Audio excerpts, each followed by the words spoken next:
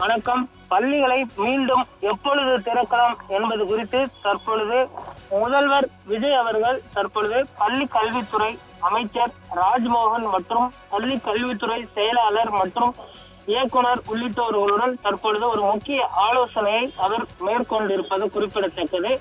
12ஆம் வகுப்பு தேர்வு முடிவுகளை பொறுத்தமேனால் ஆளுநர் அவர்கள் உத்தரவின் பேரில் வெளியிட்ட நிலையில் தற்பொழுது 10ஆம் வகுப்பு தேர்வு முடிவுகளை தற்பொழுது புதிதாக பொறுப்பேற்றிருக்கக்கூடிய பள்ளிக்கல்வித்துறை அமைச்சர் ராஜ்மோகன் அவர்கள் வெளியிட இருக்கிறார். அதை எந்த தேதியில் வெளியிடுவது என்பது குறித்தும் இந்த ஆலோசனையில் தற்பொழுது ஆலோசிக்கப்பட்டு வருகிறது.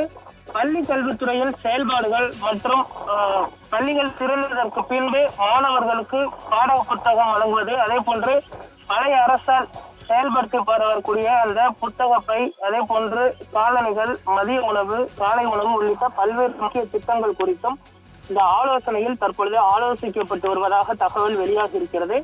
ராஜ்மோகன் அவர்கள் 10ஆம் வகுப்பு தேர்வு முடிவுகளை வெளியிடுவார் என்றும் எதிர்பார்க்கப்படுகிறது. கடந்த காலங்களில் பார்த்தோம்னால் பள்ளி கல்வித்துறை அமைச்சராக இருந்த அனில் மகேஷ் பொய்யாமொழி அவர்கள் அந்த தேர்வு முடிவுகளை வெளியிட்டது குறிப்பிடத்தக்கது.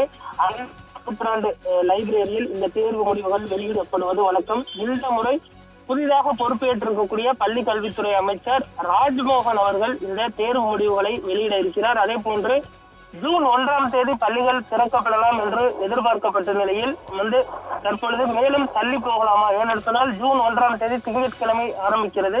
தற்பொழுது வெயிலின் தாக்கம் என்பது குறைந்திருக்கிறது. இருந்தாலுமே கூட ஜூன் முதல் வாரத்திலிருந்து வெயில் மீண்டும் அதிகரிக்க கூடும் எனவும் எதிர்பார்க்கப்படுகிறது. அதனால் திட்டமிட்டபடி ஜூன் 1ஆம் தேதியை பள்ளிகளை திறக்கலாமா அல்லது மேலும் 1-2 நாட்கள் தள்ளி திறக்கலாமா என்பது குறித்தும் இந்த ஆலோசனையில் ஆலோசிக்கப்பட்டு வருகிறது. விரைவில் பள்ளிகள் திறப்பது தொடர்பாகவும் 10ஆம் வகுப்பு தேர்வு முடிவுகள் தொடர்பாகவும் ஒரு முக்கிய அறிவிப்பானது வெளியாக இருப்பதாக தலைமைச் செயலக வட்டார அதிகாரிகள் தெரிவித்திருக்கிறார்கள்.